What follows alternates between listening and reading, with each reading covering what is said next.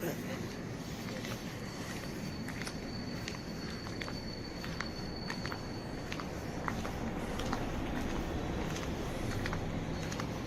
This is the trash dumpster where all the tenants of my apartment were apparently raised by wolves and don't know how to throw trash away. And of course we don't have cameras here, so they don't know who's doing it. One time I threw away a box for a television, and I threw it away correctly. I put it in the goddamn dumpster. You know, I was able to actually do that successfully. But apparently when they came and emptied it, it fell out. And some manager at the apartment complex saw that it had my address on it and my name. So now they want to bill me for improperly disposing of trash. Like, fuck you.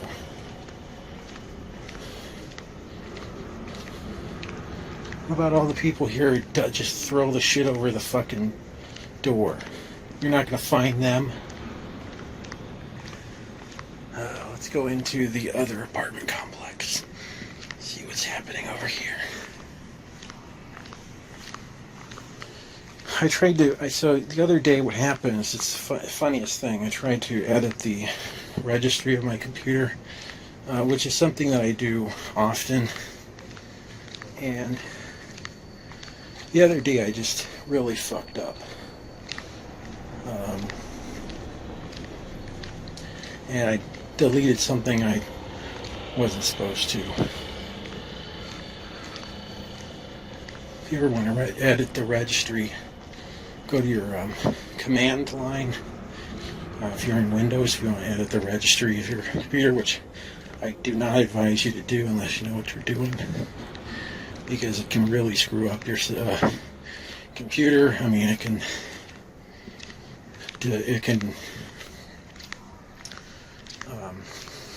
can corrupt any external hard drives you may have connected to it. It could also cause your operating system to stop functioning. I have everything backed up. Everything important, that is. So I'm not too worried about it. But I guess the worst thing that could happen is I have to get a new computer. Which isn't the end of the world. Considering that, again, I work for a living and I don't live, I'm not a societal leech who has some fake disability while scamming the state of New Jersey for, I guess, welfare, a bunch of whatever, while running an eBay store. So I can afford to get a new computer. But right now my computer, it does not work at all, and I am afraid to screw around with it even, because I want to be able to, even though I have all the important stuff backed up, I really want to just preserve everything, and I don't want to have to get a new computer if I don't have to. It's going to take me a couple days to figure that out. So I might make a video, I might upload a video I have a whiteboard in my closet. I might do that.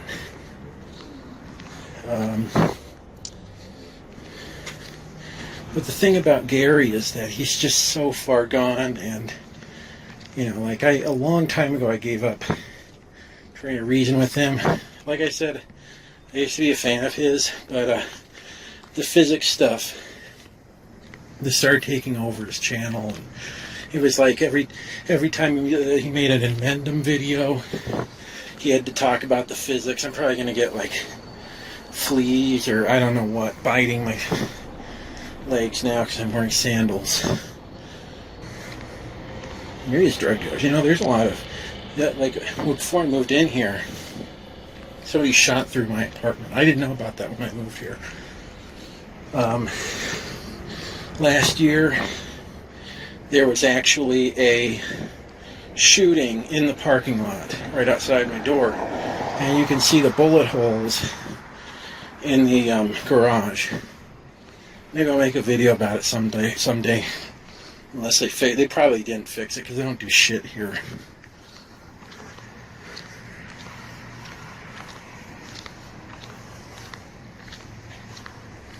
It is 1 a.m. here in undisclosed location.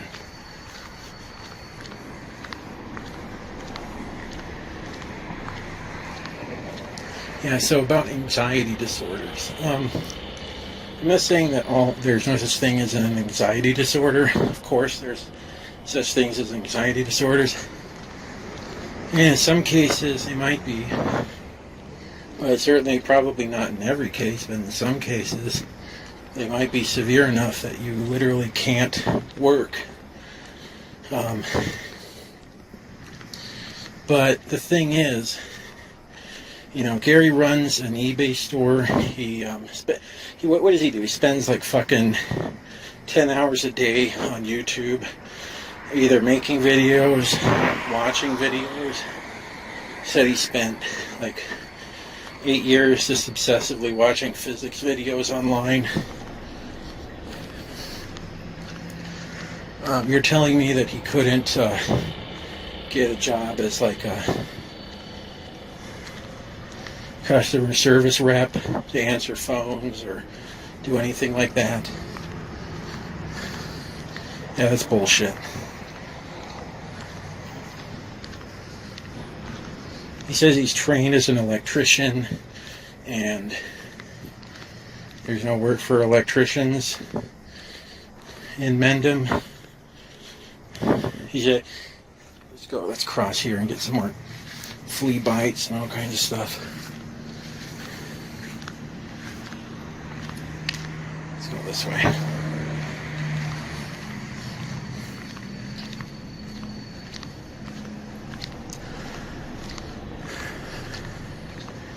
This is what I think is going on with Mendham, or Gary Mosier. So, what I think is that he does have, I think he has some cognitive deficits, and I think that other parts of his cognition overcompensate for those things. So, because he's not stupid, but he definitely has some impairments. Let's put it that way. And one of those things is the ability to socialize. He obviously is impaired in that area. And I think it became, for him, in his particular situation, it became like a vicious cycle. It's like he doesn't know how to read people and like, you can say what you want about Donald Trump, that, he's literally the embodiment of, he's the 7 deadly sins personified. He's a disgusting human being who never worked a day in his life. And he's stupid, and he's willfully ignorant. He never reads anything. But, when the White House staff, people complain about George W. Bush not wanting to read the full memo that presidents normally have to read every day.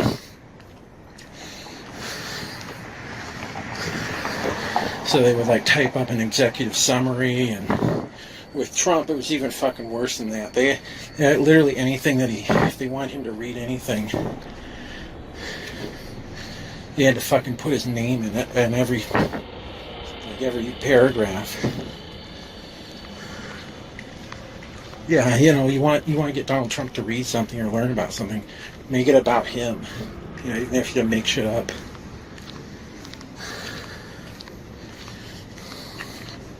But one thing that he is good at, still is sort of this the ability to read the room. Gary is the opposite of that. He does not know how to read people's expectations. So for him, I think what happened was he didn't measure up to people's social expectations. If they were having a conversation, in high school or what have you, or at work when he was a busboy. And the reason he wasn't doing that is because he had a deficit. He had difficulty reading people and body language and sort of thinking from the other person's point of view. And as a result, people would become more, maybe they would, they didn't understand why he wasn't meeting their social expectations. So then they would, rather than try to be subtle, they would be blunt. And then that just pissed Gary off. And rather than try to develop skills to compensate for this deficit, I think that he just withdrew. And I think that's his approach to life. I think the way that he was raised by his parents made it so that he never realized he had to work for anything. Like, I should just be successful socially. I should be successful in school. I should be successful in my career without putting any effort into it. Because as a baby, Gary would just cry and act out, and his parents just gave. But then there was a certain point in everyone's life where you have to move beyond that. And I don't think for Gary, I don't think that ever happened. So that's sort of his modus operandi for everything. He thinks that he should just be great at physics because he wants to, and he cusses his debate opponents out the hardest, and he pwns people the strongest. So he should just have all the answers, right? Oh. I need to check the mail because it's Sunday. God, so many damn bugs.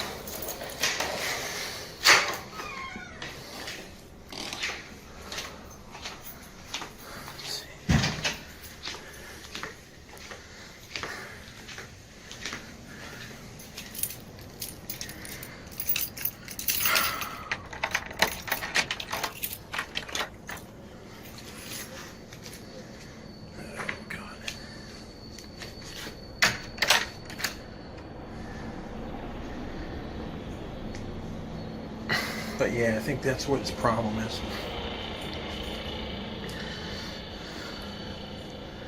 That's why he thinks that he can.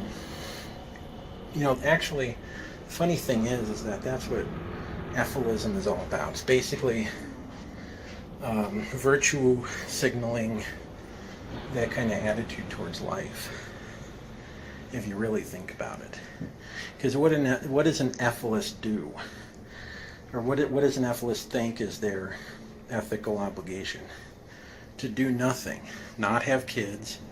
Don't eat meat. I don't even know, like, a lot of these people don't participate in society. Economically, at least.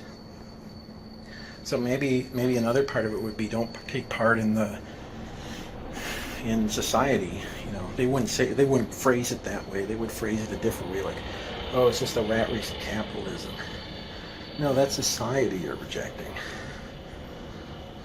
That's the society you live on. So unless you have a way to excise yourself from society completely, 100%, you're just inconsistent in your philosophy. Well, let's talk more about Effelism, or on the subject. I can never stick to one thing. I always have to be distracted by a million other things. Let's play some. What's on TV here? I don't have cable because cable is a waste of money. You end up paying for cable so you can watch one fucking show that you actually like. Fuck that noise. Yeah, so Effelism is basically the virtuification, if that's a word, of sort of rejecting, of just giving up. Just the humanity has come this far. The other thing too is that he drones. ethicists drone on and on. They like to drone on and on. They like to go on and on about how all the suffering that's happened on planet Earth, and say that you should feel guilty that you are basically living off of their suffering, right? Because humanity would never have evolved, right? Intelligence would never have evolved but for the process of evolution.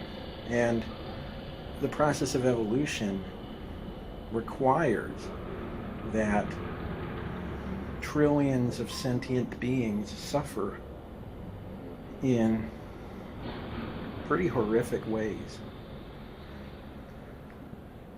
So for the ethicist, because that is a fact of evolution, because it only exists because of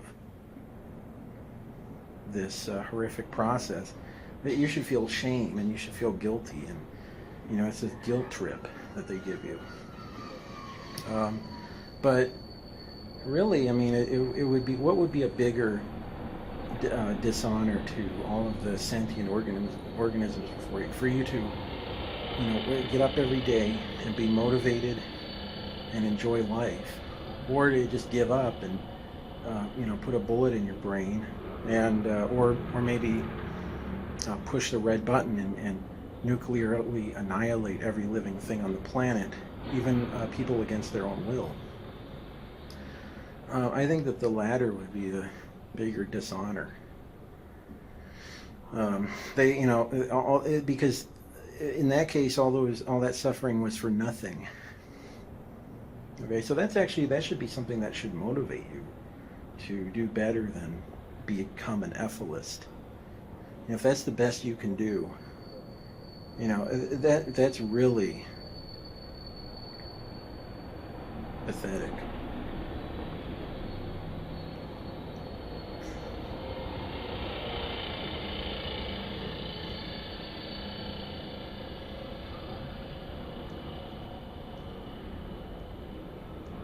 I think that's enough of a video for now. I don't have anything. Yeah, so when I do get my computer working, I will do... Or maybe I'll do a video before that on diffraction, because it is an interesting topic. And I'll go over the Poincaré inconsistency with Kirchhoff's original derivation, too. That'll be interesting. It won't be interesting to Gary or his followers. They'll just go, this is math. I don't like math.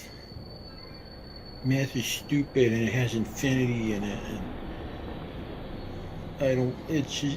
It's basically an argument from